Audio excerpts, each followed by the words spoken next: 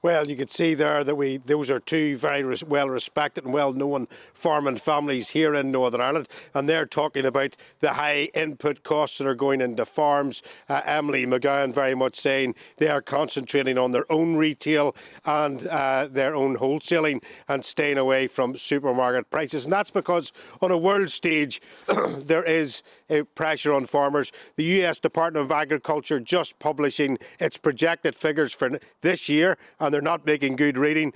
They're saying there's going to be a collapse in income for farms, down 18.2% in the US. That's about $30.5 billion worldwide. And the US and Holland are two of the biggest exporters of dairy products. And of course, Holland, I was out there a couple of weeks ago, is getting pushed on methane, and they're trying to keep the cattle out of that on green issues. Now, here in Northern Ireland, across the UK, farmers in the dairy sector have received about 5 pence less a litre in the last few weeks.